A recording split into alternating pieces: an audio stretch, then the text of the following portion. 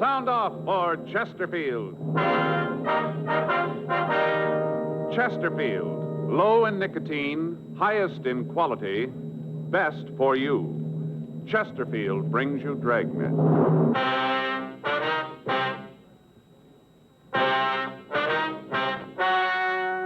Ladies and gentlemen, the story you are about to hear is true. The names have been changed to protect the innocent.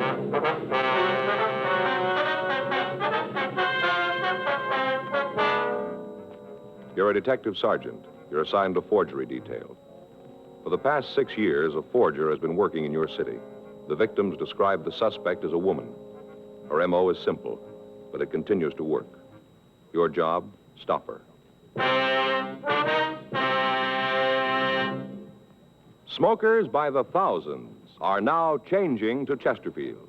No wonder. More and more smokers are learning this fact for themselves.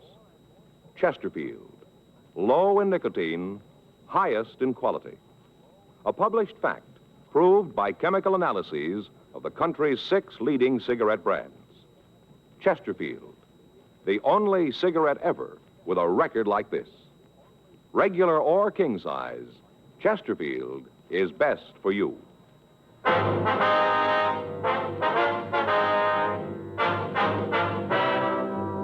Dragnet, the documented drama of an actual crime. For the next 30 minutes, in cooperation with the Los Angeles Police Department, you will travel step by step on the side of the law through an actual case transcribed from official police files. From beginning to end, from crime to punishment, Dragnet is the story of your police force in action.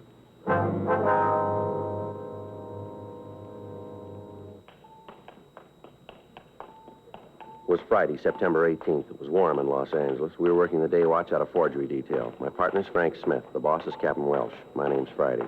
We were on our way out from the office, and it was 10:42 a.m. when we got to the 9th floor of the Beckworth department store, the credit manager's office. Yes? We'd like to see Mr. Donaldson, please. May I say who's calling? Sergeant Friday, Los Angeles Police Department. Oh, yes, he's expecting you. Just a moment. Thank you. Yes? The gentlemen from the police department are here, Mr. Donaldson. Send them in, please.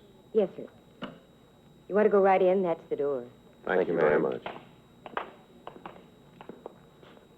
Come on in, gentlemen. Thank you. Mr. Donaldson? Yes? I'm Sergeant Friday. This is my partner, Frank Smith. How do you do? How you do, sir? Sit down. Thank you very much, sir. Now, do you want to tell us what this is all about? Well, it's the little mother again. I've got the receipts here in the desk. Is Sergeant Ferguson still working on this case? Yes, sir. I talked to him the last time we were stuck. Usual type of things charged? Yes, children's shoes, dresses, sweaters, same as always. I see. Now, I wonder if I could have those slips, Mr. Donaldson. Sure. Here you are. Thank you. All made out the same day. Mm-hmm. August 22nd. Yes. Our experience is that she usually comes in on a Saturday. Seems that the store is more crowded then, and the girls don't take any more time to verify the accounts than they have to. Can I see those, Joe? Yeah, here you are. Thanks. Wonder if we could talk to the sales girl who waited on her. Sure. I'll have her sent up. Fine. Yes, sir? Miss Firestone, would you please have Mrs. Allen sent up? Yes, sir. I notice here the only items charged not for children is a woman's slip. Yes, we've had a couple of them in the past, pieces of women's clothing. I talked to Sergeant Ferguson about it when he was here. Mm-hmm. Did you get the bulletin we sent out this month? Beg pardon? The bulletin, giving the woman's description, samples of her handwriting. Did you get it? Yes, sir, we did. You've got to understand, Sergeant. This is one of the biggest stores in the city. We do a lot of business. It'll be almost impossible to alert all of the sales girls to watch for the woman. Yes, sir, we understand that, but was the description sent to the children's department? It was. It didn't do any good, though. If the woman charged large amounts, it might be easier, but look at the sales slips yourself. Mm-hmm. $4 shoes, $3 dresses. Nothing to make a charge like that stand out. We make sure that there's an account in the name and then let it go. Don't you use the charger plate system? Yes, we do. But if a customer wants to charge an item and hasn't got the plate, we usually just verify the account and let them sign the sales slip. Well, how about identification? Well, normally we do ask for it. But as I said, these sales are such small amounts, and the woman comes in when the store is crowded. The girls just call the credit department and let her sign the receipt. I see. Oh, excuse me. Yes, sir. Yes? Mrs. Allen's here. Oh, all right. Just a moment. Yes, sir. The woman who waited on her is out in the office. Do you want to talk to her in here? Well, we don't want to take up any more of your time, sir. We can see her out there. All right. If there's anything else you need, I'll be here. Yes, sir. Oh, officer, Yes, sir. you know, I feel a little funny about this thing. Why is that, sir? Well, the things she's charged. What's that? Things she's taken, they're almost all kids' clothes. Doesn't seem to be interested in anything else. Total amounts of the articles she's taken don't add up to much. It's the principle of the thing more than the value. It just seems that the only thing she's interested in is the children. And it feels a little funny to call the police about a person like that. Yes, sir, we understand. We've got a lot of this going on, but the others, they take things for themselves. Luxuries, you know, expensive items. But she doesn't, just for the kids. She doesn't seem to be at all interested in herself. Well, we are. Yes, well, I suppose so. Well, I'll be here if you need anything more. Thank you, Mr. Donaldson. Thanks very much. We'll be in touch with you. You'll bring the sales slips back, won't you? Yes, sir, as soon as we've had the chance to photograph them. Well, I hope you can do something about it. Yes, sir, so do we.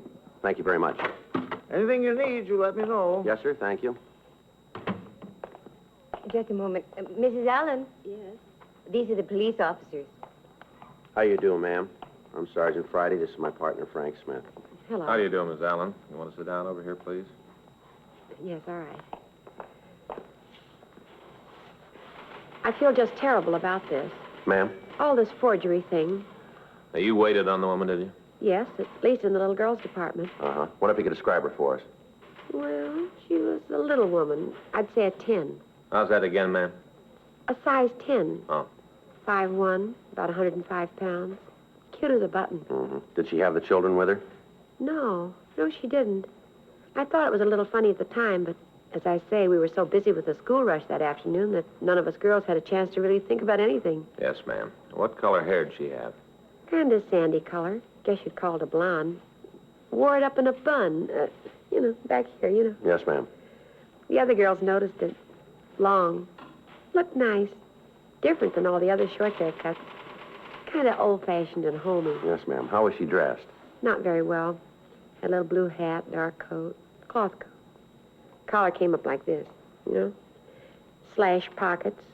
Nice, but not expensive. I say, ma'am, now, would you know her if you saw her again? Oh, my, yes, sure would. Well, we'd like you to come over to our office and look at some pictures, if you would. All right.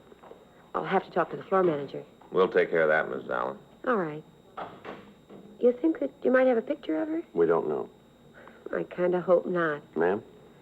I hope you don't have a picture. I guess it's a little sinful to even think of it, but she had a reason for what she did. I'm sure of it. Why do you say that, Mrs. Allen? Officer, I've been selling for a long time. I met a lot of people in that time. Nice ones and nasty ones. And believe me, this is one of the sweetest people I've ever served. Mm-hmm.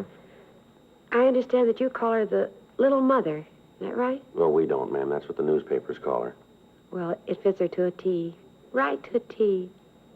Where she bustled around those dresses, looking, testing. She was just like a mother hen trying to find something for her brood.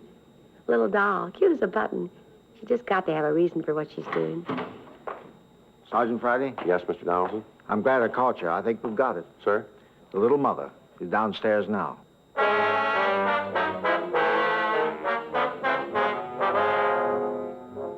For the last 6 years, the same woman had been operating in the downtown department stores. During that period, she'd forged a total of $1,300 worth of merchandise that we knew of.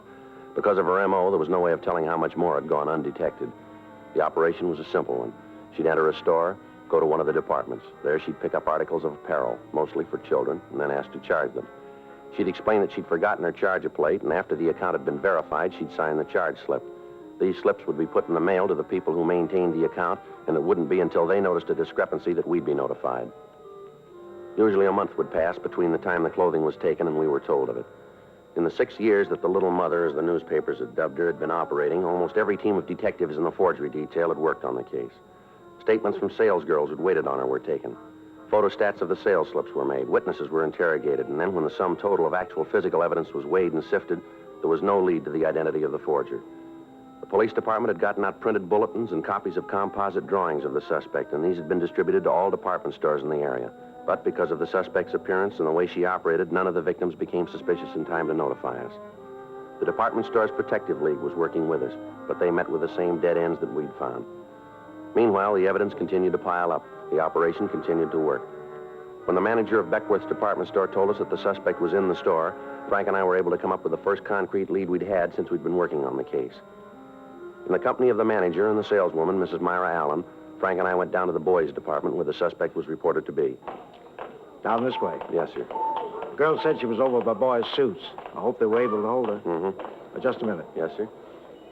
I know I don't have to tell you, gentlemen, about the store's liability in a situation like this. No, sir. Now, I'm sure it's her, but it could be very embarrassing and expensive to the store if we made a mistake. All right, sir, we understand. Good. Over here. All right. Mr. Donaldson?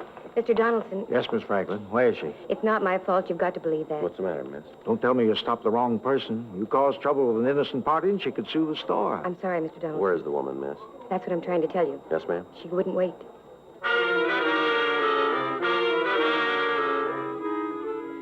A quick search of the immediate vicinity in the store failed to turn up the suspect. The department store security staff was notified and a watch was put on all of the doors.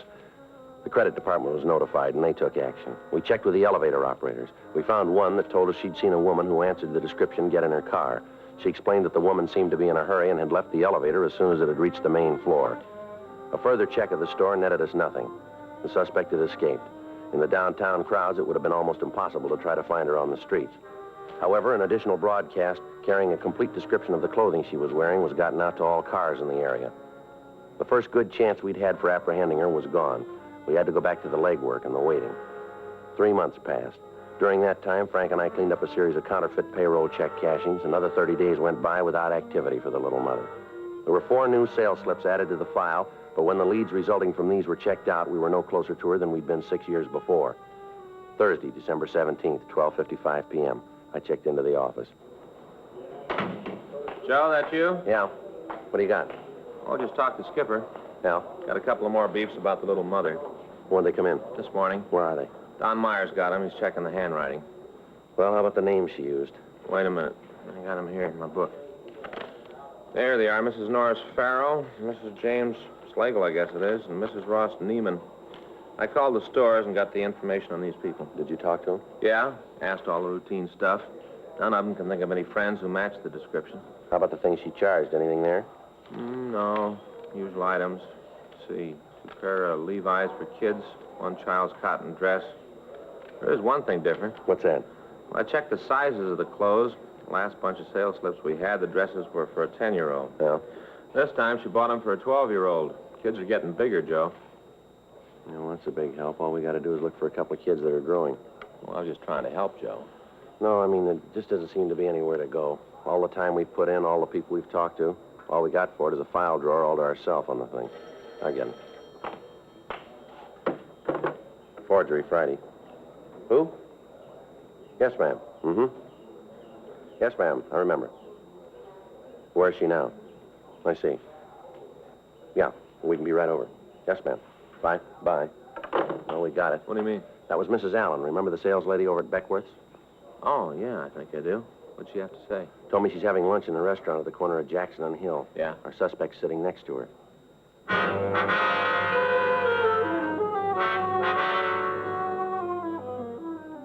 "1:02 p.m. We checked out of the office and drove over to the restaurant. It was located at the rear of a large drugstore. When we came into the place, Mrs. Allen met us at the entrance. She took us back down the counter and pointed out a small woman sitting on the last stool. That's her. You sure, ma'am? I'm positive. That's her. All right, let's go. Yeah. You want to wait here, Miss Allen? Certainly. Something you gentlemen want? We're police officers, ma'am. We'd like to talk to you. Police? Yes, ma'am. You want to step over there to talk? Might be better. Well, if you want to say anything to me, you can say it right here. I haven't done anything wrong. Wonder if we could see your identification. Why? Your identification, ma'am. Could we see it? All right, just a minute. I've got my purse. Getting terrible. I don't know what you officers are trying to find out, but I'm going to tell you right now, if you can't prove you've got a reason for making me do this, you're in trouble. We're not making you do anything, ma'am. We don't want to cause you any embarrassment. A funny way of showing it. I want to tell you that my husband knows people in this town. When he hears about this... Oh, here you are. Here's my driver's license. Would you take it out of your wallet, please? Here. Mrs. Evelyn Nelson? And that's who I am. This your present address? No, it isn't. We moved a few months ago, but I haven't had a chance to have it changed. Is that all you want? No, Ms. Nelson, it isn't. I wonder if we could talk to you in our office. Why? I always thought you had to arrest people before you could order them around. We're asking you to come over to the City Hall with us, if you will, ma'am. There are a few things we'd like to check out. What things? Wonder if I can see what you've got in the bags here. What are you looking for? Would you mind if we took a look? Well, they're just some clothes for my children. Nothing in there to interest you. Well, then it wouldn't hurt if we looked, would it? Go ahead. You won't find anything. You want to take a couple of these, Frank? Yeah, I got it.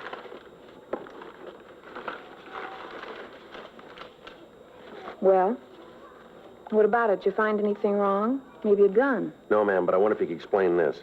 What's that? This charge slip here, signed by Mrs. Ross Neiman. Well, certainly that was probably in the bag when I bought the things. I don't know anything about it. All right, Miss Nelson. Afraid we're going to have to ask you to come with us. On what charge? Suspicion of forgery.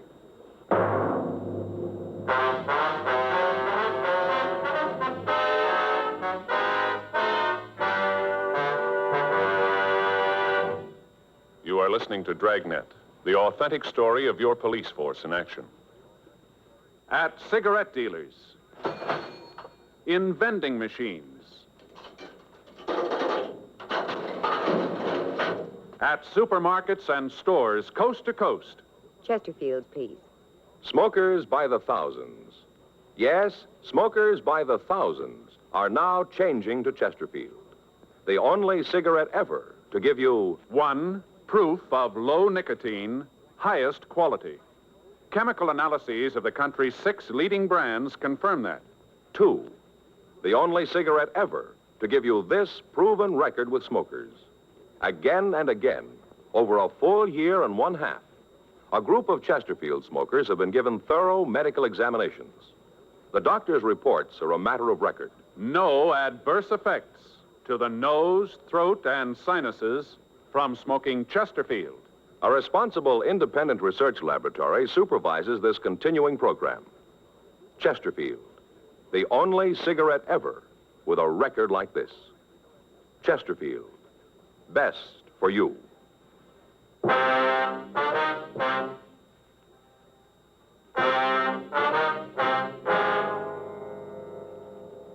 We returned the suspect to the City Hall for questioning. While Frank checked her name through the files, I tried to get her to talk.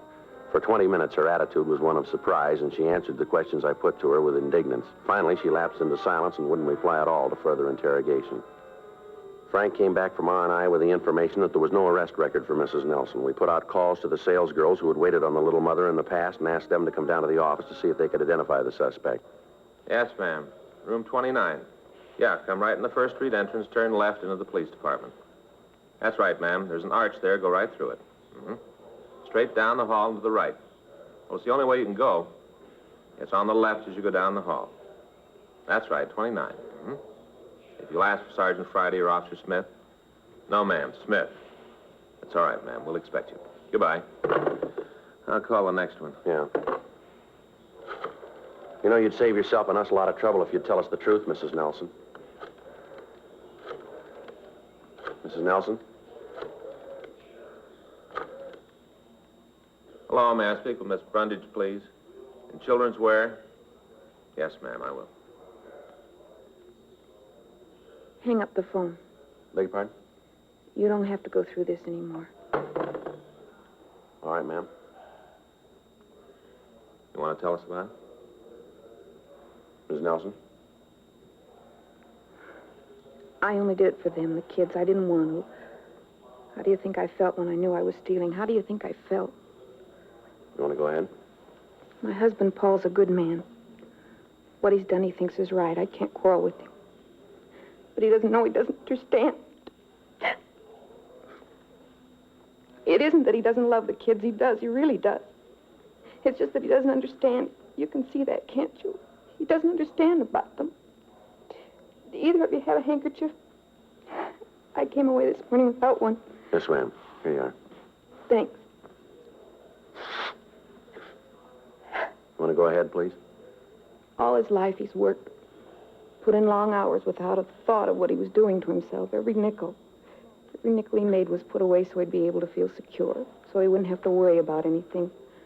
It was all right when we first got married. I could understand it then. I went along with what he thought. But the last few years, it's gotten to be an obsession with him. The almighty dollar, that's all that seems important to him. Now, what kind of work does your husband do, Mrs. Nelson? He owns a grocery store. Small place, but it does good, makes a good living. Only we aren't living, we're existing. Mm-hmm. He gives me $10 a week to run the house and buy clothes for the kids. I've tried, Lord knows I've tried, budget meals, cheap cuts of meat, day-old bread. Any way you spend it, no matter how you figure, $10 just doesn't go very far.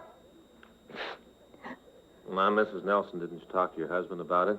Didn't you ask him for additional money for the expenses? Yes, I'd ask him, and he'd tell me that I had to make do all the time, make do just a little longer until he had the money in the bank. Then we'd be all right. Only the more it went on, the worse it got. It didn't seem to make any difference how much money we had, how the total in the passbook went up. He wasn't satisfied. Had to be a little more, a little more.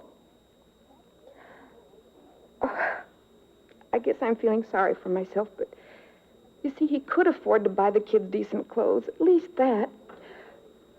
You agree with me, don't you? Well, that's hard to say, ma'am. Not for me.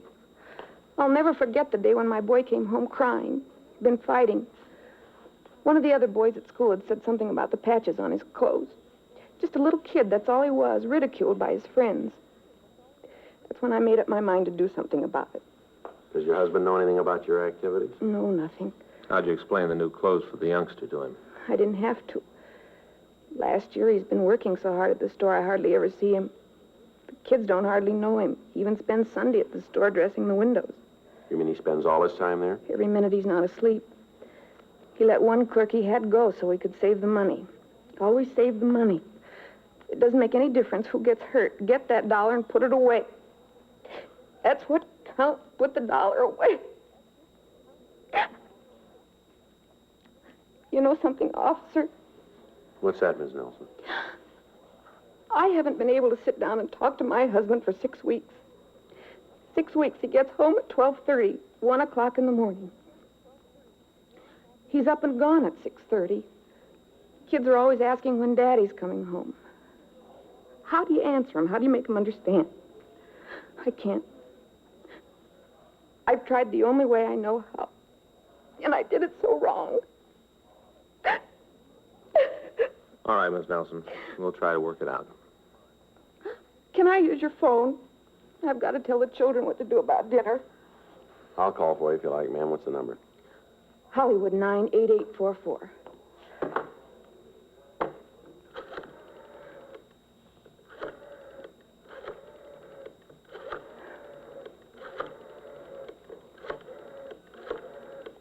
Where's your husband now, Miss Nelson? At the store, I guess. You're going to call him? I think we should, ma'am. Let him know what's happened. I guess so. Somebody's got to take care Hello, of I'm kids. calling for Mrs. Nelson. I wonder if I could speak to her son. This is Sergeant Friday, Los Angeles Police Department. Who? Yes, no, she's down here now. Room 29. All right, fine. Was that my boy? I wanted to talk to him. No, ma'am, that was your husband. He's on his way down here.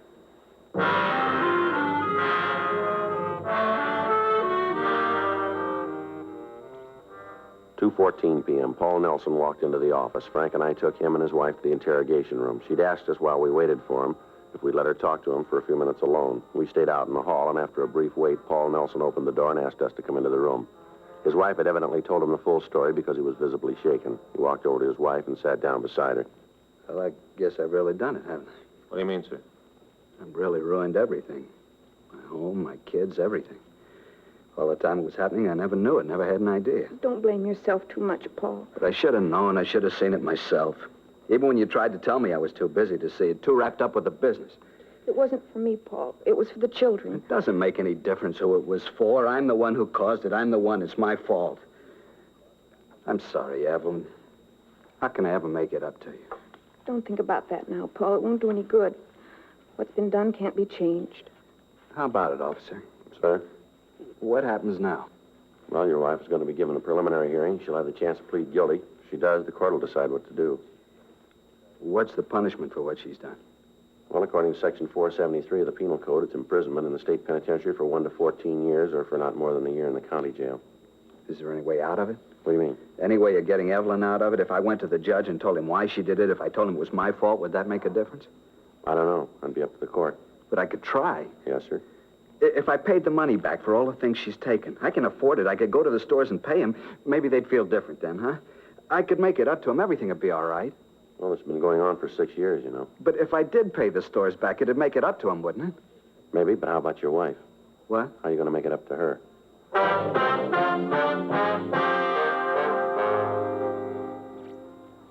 4:30 p.m. The suspect was released on a writ. The next afternoon, Frank and I met with Mr. and Mrs. Nelson and their attorney. We talked over the case. Seemed that the husband's change of heart was permanent. He swore that he'd never give his wife cause for unhappiness again. 2 weeks later, in Department 89 of the Superior Court, Mrs. Nelson entered a plea of guilty to 14 counts of forgery. When the court reviewed the circumstances and was informed that Mr. Nelson intended to make full restitution, the probation board recommended that Mrs. Nelson be placed on probation for 3 years. After the hearing, Frank and I had a brief talk with the couple. They thanked us for our consideration and understanding. Apparently, the cause of trouble between the Nelsons had been erased. Another 2 weeks went by. January 22nd, Frank and I got back from lunch and we checked into the office. Here they are, dear. Mr. Friday, Mr. Smith? Ms. Nelson, Mr. Nelson, how are you? Just fine, Sergeant. How are you two? Fine, thank you very much, ma'am. What can we do for you? That's what we want to do for you. Sir? You got the boxes, honey? Yeah, here they are.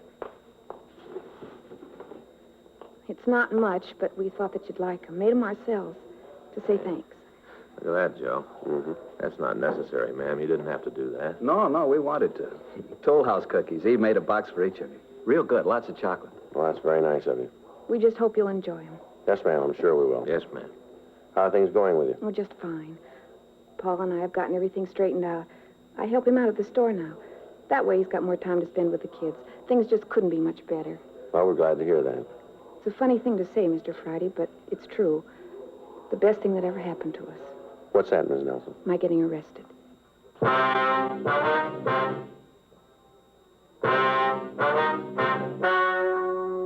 The story you have just heard is true. The names were changed to protect the innocent.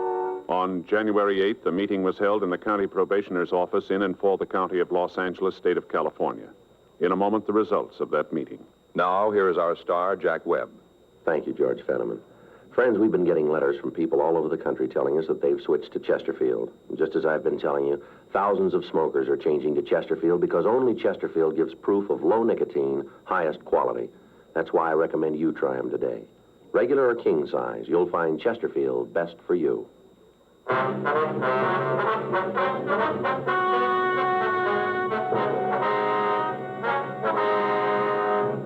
At the end of 3 years, Mrs. Evelyn Margaret Nelson had fulfilled the requirements of her probation, and the case was officially marked closed.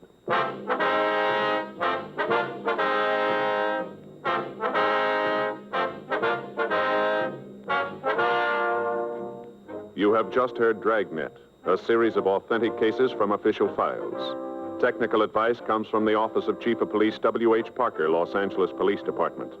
Technical advisors, Captain Jack Donahoe, Sergeant Marty Wynn, Sergeant Vance Brasher.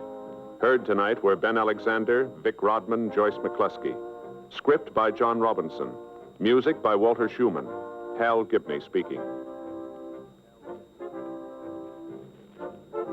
Watch an entirely new Dragnet case history each week on your local NBC television station. Please check your newspaper for the day and time. Chesterfield has brought you Dragnet, transcribed from Los Angeles. Have you tried new cork-tipped Fatima? It's the smooth smoke. Here's why. New Fatima tips of perfect cork, king size for longer filtering, and Fatima quality for a much better flavor and aroma. Remember, Fatima has the tip for your lips. Try new Fatima. See how smooth it is. Fatima is made by the makers of Chesterfield, Liggett & Myers, one of tobacco's most respected names.